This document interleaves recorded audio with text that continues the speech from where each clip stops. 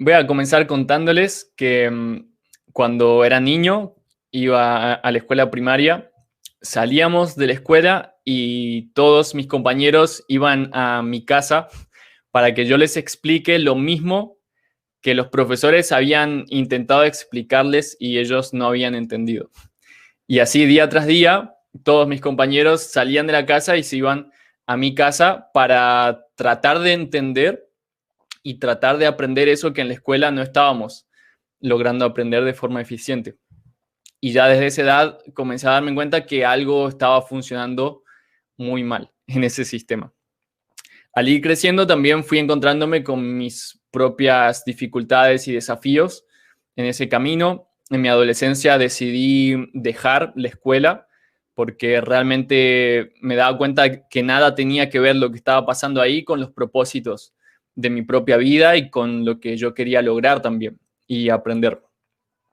Y fue más o menos a mis 19 años que comenzaron a invitarme a participar en otras escuelas brindando charlas y algunas otras actividades.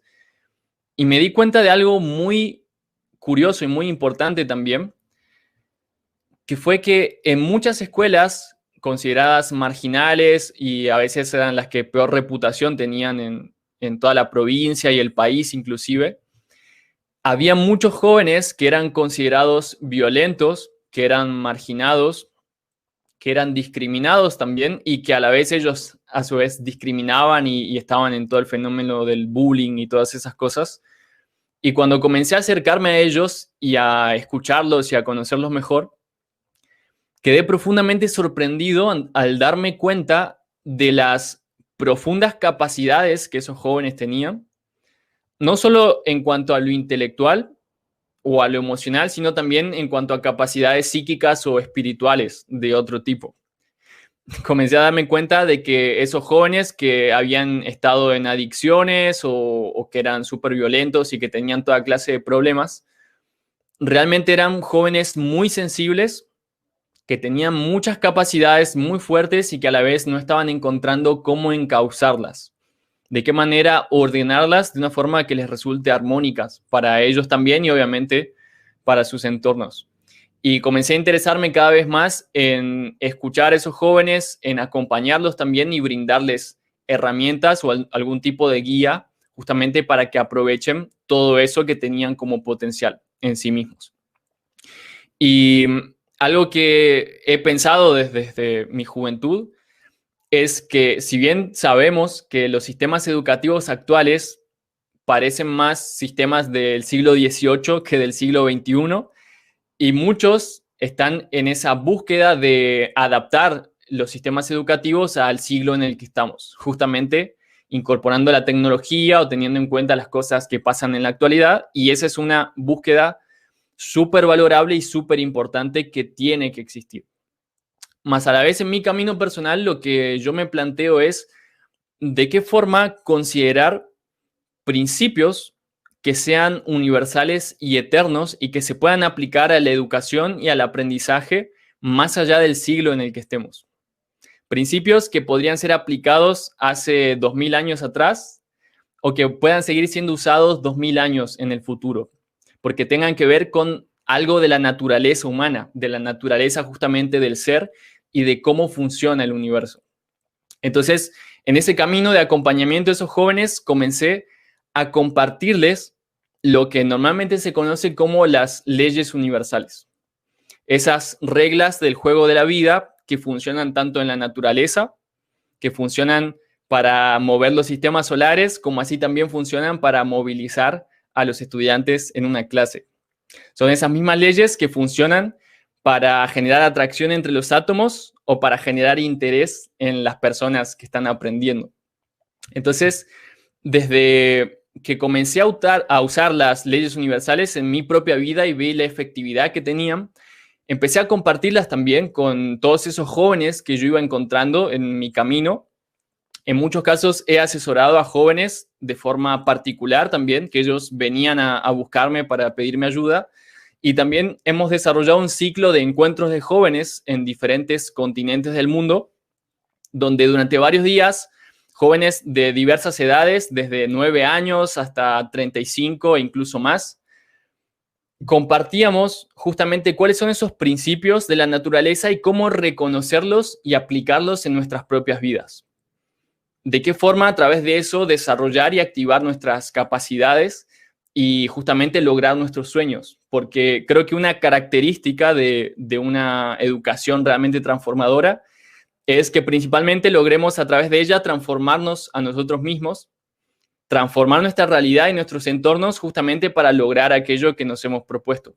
Y mientras más virtuosas sean esas transformaciones y esos logros personales, obviamente más esa virtud se transmite al resto de la escuela o al resto de la sociedad también. Entonces, hoy voy a compartir algunas anécdotas que tienen que ver con eso y algunos de esos principios brevemente introducidos para que nos hagamos una idea de cómo es eso en la práctica y de cómo podemos seguir profundizando también más adelante. Una de las primeras cosas, de las primeras experiencias que tuve asesorando a los jóvenes particularmente, fue que se repetían muchos casos de problemas como que no lograban aprobar ciertos exámenes porque tenían conflictos con sus profesores los trataban mal o estaban peleados o ellos mismos psicológicamente no querían relacionarse con ellos. Y comencé a través de esas leyes universales a mostrarles formas de que se comuniquen con esa personalidad, con esas personas desde un nivel más sutil, desde un nivel donde ambos estén conectados y puedan interactuar más allá de los egos personales o las características nocivas de la personalidad de cada uno. Entonces, los jóvenes aprendieron, por ejemplo, a comunicarse a través de los sueños con sus profesores y desde ese nivel, entonces, comunicarse más relajadamente, lograr disolver esos conflictos y justamente seguir avanzando. Y lo que pasaba es que después de esas comunicaciones oníricas, llegaban a la universidad o a la escuela o a donde sea y mágicamente realmente cambiaba la situación. La actitud de los profesores hacia ellos era diferente, los bloqueos que los propios estudiantes tenían hacia esas materias también se disolvían y obviamente lograban lo que se habían propuesto. Aprendimos también con esos jóvenes a lograr una conexión, y aquí podemos hablar de una de las primeras leyes universales, que es la ley de mentalismo, que nos enseña que nuestras mentes no solo están confinadas dentro de nuestros cerebros, sino que van más allá de eso. Nuestras mentes se pueden interconectar y de hecho hay muchos experimentos que lo demuestran y se generan también a su vez estos campos de información colectivos que se les llama campos morfogenéticos, que son como una gran mente colectiva que cada grupo posee. Es como una red de Wi-Fi, de Internet, que cada clase, cada grupo, cada sociedad comparte y a través de esa red de información, a través de esa mente colectiva se puede intercambiar información también. Entonces, imagínense lo interesante que es aprender a utilizar ese nivel de conciencia y ese nivel de información para enseñar y para aprender. O sea que no solo a través de las vías convencionales que estamos acostumbrados se puede establecer ese intercambio y ese aprendizaje, sino también desde niveles más sutiles. Y eso lo hemos corroborado en muchísimas experiencias, experimentos. Los chicos aprendieron a sintonizarse mentalmente con los estudiantes del año pasado que ya habían tomado esas clases y adquirir de esos estudiantes que ya tenían ese conocimiento, los conocimientos de forma más simple. También aprendieron a sintonizarse con aquellos que tenían determinadas habilidades o que les resultaba más fácil entender ciertos temas y a través de esa persona también adquirir de forma energética, de forma sutil, esas comprensiones que quizá desde lo más densos les resultaba difícil. Ahora, para utilizar ese tipo de leyes, esas cuestiones del mentalismo, hay que entender otras leyes, como por ejemplo la ley de polaridad, que dice que en el universo todo tiene dos polos, todas las cuestiones tienen dos extremos que en general se expresan como extremos opuestos y diferentes. Y eso también pasa en los fenómenos perceptivos y en los fenómenos mentales. Está la parte racional de la mente y la parte intuitiva. Está la parte lógica y la parte analógica. Está la parte creativa y la parte quizá más analítica. Y así, en nuestras mentes tenemos ese tipo de polarizaciones que es importante tenerlas en cuenta e incluirlas también en nuestros aprendizajes. En cualquier tipo de aprendizaje donde solo se tomen una de las polaridades, creyendo que eso es lo correcto o es lo mejor, vamos a encontrar en algún punto trabas o dificultades. Porque por algo en el universo existen los dos polos, por algo la energía tiene el polo positivo y el polo negativo y precisas utilizar ambos, justamente para que la energía circule y para que las transformaciones acontezcan. Entonces, eso también lo aprendemos a incorporar a nuestro autoaprendizaje y a la vez en las clases. Complementar esas dos polaridades del universo justamente para avanzar. Y eso nos lleva a la siguiente ley, que es la ley del ritmo, y que dice que todo en el universo tiene un ritmo. Todo es como un péndulo, se genera como un vaivén, donde las cosas van y vienen, fluyen y refluyen, y también se repiten cíclicamente. Y eso nos da pie para muchísimas aplicaciones. Una de esas es comenzar por ir alternando esas cuestiones de racionalidad y de cuestiones intuitivas. Ir alternando las cuestiones visuales con las cuestiones más sensitivas. Ir alternando las cuestiones de las prácticas más densas hechas con el cuerpo físico y las prácticas más mentales, subjetivas, digamos, más sutiles que no se pueden medir. Entonces, a través de la ley del ritmo se genera lo que a través de los estudios de la psicología de la felicidad se llama el estado de flujo. Es ese estado donde podemos estar constantemente realizando una actividad, por ejemplo, aprendiendo o practicando una disciplina, un deporte, una determinada práctica. Y mientras lo estamos haciendo, estamos plenamente concentrados, enfocados en eso, estamos entusiasmados con lo que estamos haciendo y muy atentos. ¿Sí? Entonces, eso se logra justamente utilizando el mentalismo, utilizando las polaridades y utilizando los ritmos. Y es muy útil también entender que cada persona tiene sus ritmos, su frecuencia particular con la cual les resulta más óptimo hacer las cosas. Hay personas a las que les gusta aprender de forma más rápida, a un ritmo más rápido. Les gusta que les hablen de forma muy acelerada y les muestren muchas cosas, todo junto para mantener la atención. Hay otras personas que son más kinestésicas, entonces les gusta que les hables más lentamente, de forma más profunda, con otro tono de voz, que los movimientos no sean bruscos. Y hay personas que son más auditivas y les gusta un ritmo más constante, intermedio. Entonces, es importante aprender a detectar cómo son esos ritmos en cada uno de nosotros y en los estudiantes o las personas con las que compartimos, justamente para lograr entrar en sintonía con ellas y conducirnos juntos hacia eso que queremos. La ley de generación a la vez nos enseña que las cosas en el universo se producen desde lo más sutil hacia lo más denso. Y hay un patrón que tiene mucho que ver con la era que hemos estado viviendo en la humanidad, que es querer encontrar las soluciones a las cosas en lo denso. Creer que modificando lo denso, las cosas físicas, entonces se van a solucionar las demás cosas de la vida. Creer que si cambiamos nuestra apariencia física, entonces vamos a ser más felices, o si tenemos determinados objetos o nivel de dinero, entonces vamos a estar tranquilos, etcétera, etcétera. Cuando en el universo las cosas se generan primero desde lo sutil. Cuando lo psíquico está en armonía, cuando las palabras están en armonía y cuando las emociones están en armonía, entonces lo físico se armoniza también. Las acciones, entonces, físicamente salen de forma precisa y bien enfocada hacia lo que queremos. Entonces, eso es algo que también en los sistemas antiguos educativos está muy enquistado ese patrón de enfocarse demasiado en las conductas y en las cuestiones densas que son visibles a nivel físico de la clase y olvidarse de esas otras cuestiones más sutiles, más invisibles. Pero justamente esas cuestiones invisibles son como la raíz desde la cual emerge después el árbol del aprendizaje. Entonces, si no aprendemos a ver y a considerar lo invisible, lo visible, justamente siempre se nos va a resistir. Entonces, para eso hay muchos tipos de cosas que se pueden hacer. Algunas las estuvimos practicando hoy, sin ir más lejos, y ustedes ya las conocen, como el hecho de focalizarnos en determinados pensamientos, respirar profundo antes de empezar el proceso de aprendizaje, el hecho de sentir las emociones, tomar conciencia de cómo estamos. Más también hay otros niveles sutiles que son muy importantes considerar, sobre todo si queremos lograr esos niveles súper eficientes y disfrutados de aprendizaje.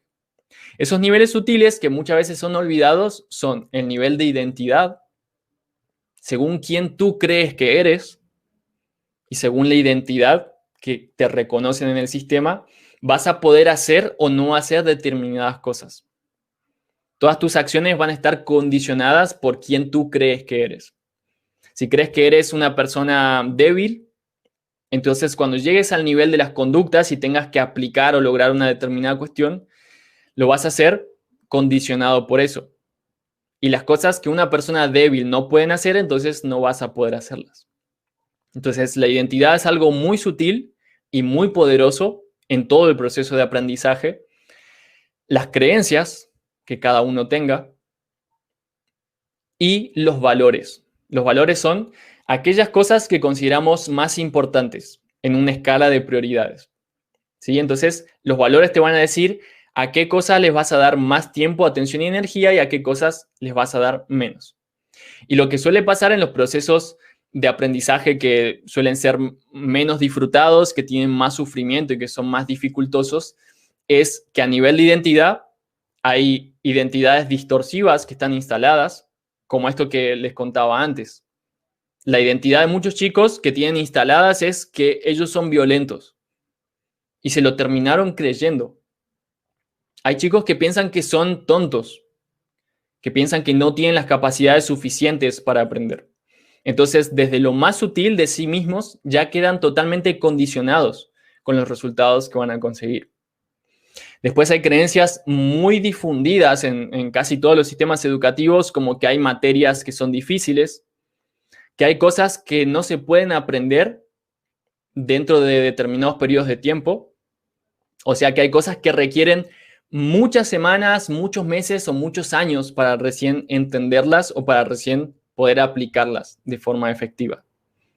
O creencias que se difunden también a nivel social, como que hay profesores que son difíciles, que son inconformistas, y así todo ese tipo de cuestiones sutiles que desde el mentalismo colectivo ya condicionan lo que después se va a materializar también en la realidad.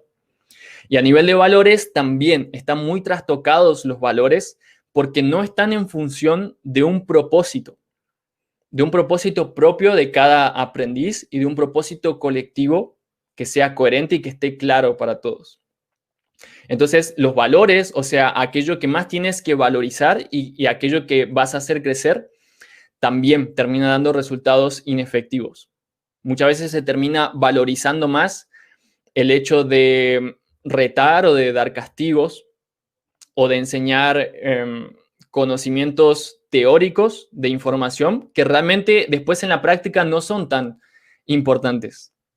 Fechas de batallas, números, cálculos muy específicos, el peso específico de una molécula, por ejemplo. O sea, cosas que en la vida cotidiana de esos estudiantes, de esa clase, de esa persona, realmente no tiene mucha importancia. Y sin embargo, en la práctica se les está poniendo como un alto valor. ¿Sí? Entonces, después, en los resultados se ven las consecuencias. Entonces, esa es una cosa que tenemos que aprender a aplicar con la ley de generación. Primero, enfocarnos en lo sutil, ordenar esos niveles sutiles y una vez que ellos están ordenados, en función y en coherencia con nuestros propósitos, después los niveles más densos, las prácticas, las habilidades y demás cosas se activan súper fácilmente. Tenemos muchísimas experiencias de eso, de jóvenes con los que hemos laborado, incluso en mi propia vida me ha pasado que cuando instalamos las creencias adecuadas, de pronto se activan así de fácil las capacidades que queremos. Cuando llegamos a creer que es fácil hacer música, entonces las capacidades musicales se activan súper fácilmente. Cuando llegamos a creer que las personas con las que vamos a aprender son divertidas, son amables y que nos van a tratar bien, entonces así de fácil se activan esas dinámicas también en todo el entorno de aprendizaje. Entonces, esas son cuestiones diferenciales que nos aportan esas leyes universales que se pueden aplicar a todo. no nada más a la escuela o alguna cuestión de nuestra vida, sino incluso para el trabajo, para las relaciones, para la salud, etc. Y para ir concluyendo, les voy a compartir brevemente 3 leyes más. Una es la ley de correspondencia, que nos recuerda que como es adentro, es afuera. Entonces, siempre que algún obstáculo aparece afuera, alguna dificultad, ya sea de parte de los estudiantes, que pueden estar rebeldes o que están aburridos o lo que sea, eso está reflejando algo del enseñante también. Cada cosa que nosotros enseñamos lo reflejan los demás como si fuera un espejo. Y a la vez, desde la posición del aprendiz, igual. Si hay cosas afuera que se resisten, habilidades o prácticas que no resultan bien, conocimientos que no logramos entender, eso nos está señalando algo de nosotros mismos. Algo que tiene que ver con nuestra memoria, con nuestra identidad, con nuestro pasado, con nuestros traumas, con nuestras experiencias, o simplemente con la actitud desde la cual nos estamos predisponiendo ante esa situación. La ley de atracción tiene un principio que hace que sea fácil entenderla y aplicarla a determinadas situaciones, y es que lo similar atrae a lo similar. Y esto es importantísimo porque justamente nos ayuda a trascender el ámbito que consideraríamos nada más educativo. Y es que si tú ves que los demás están aburridos en el contexto donde están aprendiendo, o tú mismo estás aburrido, es porque normalmente en tu vida en general, tú mismo te predispones hacia el aburrimiento. O sea, no puedes pretender que en un espacio específico de la clase o del aprendizaje de pronto todos estén divertidos y entusiasmados, pero en el resto de tu vida tú no te enfocas en estar divertido y entusiasmado. Entonces, si quiero ser similar con eso que quiero, con ese estado óptimo de aprendizaje, tengo que ser similar a eso en todas las cuestiones de la vida, porque el universo no está dividido en secciones. Quizá estamos acostumbrados a ir a la escuela y que hayan diferentes salones, diferentes aulas de clases y creer que están aisladas entre sí. Pero eso universalmente no funciona de esa forma. Ya les digo, las conciencias colectivas de todos están conectadas, más allá de que hayan paredes de por medio. Del mismo modo, en la vida propia, las diferentes cuestiones de nuestras vidas no están separadas por paredes o por barreras. Entonces, si con tu pareja no te propones estar entusiasmado y divertidos en sus conversaciones, si en el trabajo no te propones estar entusiasmado y divertido con lo que haces, entonces cuando aprendas tampoco vas a estar predispuesto a estar entusiasmado o divertido. Y si de pronto quieres hacerlo nada más ahí, pues no te va a funcionar tan bien, porque justamente hablando del ser, uno tiene que ser aquello que quiere vivir.